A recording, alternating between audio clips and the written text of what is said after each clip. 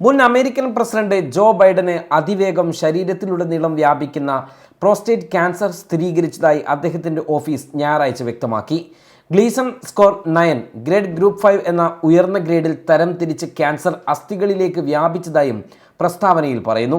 കഴിഞ്ഞ ആഴ്ച മൂത്രാശയ ലക്ഷണങ്ങൾ വർദ്ധിച്ചതിനെ തുടർന്ന് ഡോക്ടറെ സന്ദർശിച്ചിരുന്നു.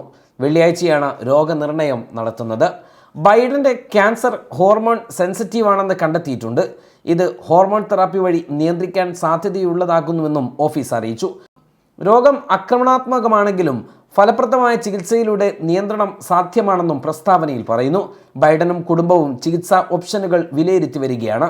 2024 US പ്രസിഡന്റ് തിരഞ്ഞെടുപ്പിൽ ആരോഗ്യ പ്രശ്നങ്ങളും പ്രായവും ചൂണ്ടിക്കാട്ടി ബൈഡൻ മത്സരത്തിൽ നിന്ന് പിന്മാറിയിരുന്നു. ജൂണിലെ ടെലിവിഷൻ സംവാദത്തിൽ മോശം പ്രകടനം കാഴ്ചവെച്ചതിനെ തുടർന്ന് ഡെമോക്രാറ്റിക് സ്ഥാനാർത്ഥിത്വം കമല ഹാരിസ് ഏറ്റെടുത്തു. US ചരിത്രത്തിലെ ഏറ്റവും പ്രായം കൂടിയ പ്രസിഡന്റ് കൂടിയായിരുന്നു ബൈഡൻ. ക്ലീവ്ലാൻഡ് ക്ലിനിക്കിന്റെ കണക്കനുസരിച്ച് പുരുഷന്മാരിൽ സ്കിൻ ക്യാൻസറിന് ശേഷം ഏറ്റവും സാധാരണമായ രണ്ടാമത്തെ ക്യാൻസർ പ്രോസ്റ്റേറ്റ് ക്യാൻസറാണ്. US centers for disease control and prevention പറയുന്നത് 100 പുരുഷന്മാരിൽ 13 പേർക്ക് ജീവിതത്തിൽ ഏതെങ്കിലും ഘട്ടത്തിൽ ഈ രോഗം വരും എന്നാണ്. പ്രായം ഈ രോഗത്തിന്റെ പ്രധാന അപകട ഘടകവുമാണ്. അമേരിക്കൻ ക്യാൻസർ സൊസൈറ്റിയിലെ ഡോക്ടർ വില്യം ദഹൂദ് പറയുന്നതനുസരിച്ച് ബൈഡന്റെ ക്യാൻസർ അസ്ഥികളിലേക്ക് വ്യാപിച്ചതിനാൽ ഭേദമാകാനുള്ള സാധ്യത കുറവാണ്. എന്നിരുന്നാലും ഹോർമോൺ തെറാപ്പി വഴി രോഗലക്ഷണങ്ങൾ ലഘൂകരിക്കാനും ക്യാൻസർ വളർച്ച മന്ദഗതിയിലാക്കുവാനും കഴിയും. പല രോഗികളും പ്രാരംഭ ചികിത്സയോട് നന്നായി പ്രതികരിക്കുന്നുണ്ട്.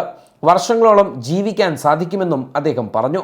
വൈറ്റ് ഹൗസ് വിട്ട ശേഷം ബൈഡൻ പൊതുവേദികളിൽ കുറച്ചു മാത്രമേ പ്രത്യക്ഷപ്പെട്ടിട്ടുള്ളൂ. ഏപ്രിലിൽ ചിക്കാഗോയിൽ നടന്നൊരു സമ്മേളനത്തിൽ അദ്ദേഹം മുഖ്യപ്രഭാഷണം നടത്തിയിരുന്നു.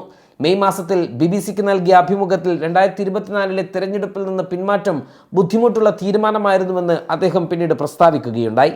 ക്യാൻസർ ഗവേഷണത്തിനായി ബൈഡൻ ശക്തമായി വാദിച്ചിട്ടുണ്ട്. 2016 ക്യാൻസർ മൂൺഷോട്ട് പദ്ധതിയുടെ നേതൃത്വം ഒബാമ അദ്ദേഹത്തെ ഏൽപ്പിച്ചിരുന്നു. 2022 ജിൽ ബൈഡനോടൊപ്പം ഈ സംരംഭം പുനരാരംഭിച്ചു. 2015 മകൻ ബ്യൂവിനെ ബ്രെയിൻ ക്യാൻസർ ബാധിച്ച് നഷ്ടപ്പെട്ട ബൈഡൻ ക്യാൻസർ ഗവേഷണത്തിന് വ്യക്തിപരമായ പ്രതിബദ്ധതയുള്ള വ്യക്തി കൂടിയാണ്. വാർത്ത പുറത്തു വന്നതിന് പിന്നാലെ രാഷ്ട്രീയ അതിരുകൾക്കപ്പുറം ബൈഡന്റെ പിന്തുണയുമായി നിരവധി പ്രമുഖരാണ് രംഗത്തെത്തിയത്. നിലവിലെ പ്രസിഡന്റ് ഡൊണാൾഡ് ട്രംപ് തന്റെ സോഷ്യൽ മീഡിയ പ്ലാറ്റ്ഫോമായ ട്രൂത്ത് സോഷ്യലിൽ ബൈഡന്റെ ആരോഗ്യനിലയിൽ ദുഃഖം പ്രകടിപ്പിച്ചു. ജോയ്ക്കും ജിൽ ബൈഡനും കുടുംബത്തിനും വേഗത്തിൽ സുഖം ലഭിക്കാൻ ആശംസിക്കുന്നു എന്നാണ് ട്രംപ് കുറിച്ചത്. മുൻ വൈസ് പ്രസിഡന്റ് കമല ഹാരിസ് ബൈഡന്റെ ധൈര്യവും പ്രതിരോധശേഷിയും എടുത്തു പറഞ്ഞു.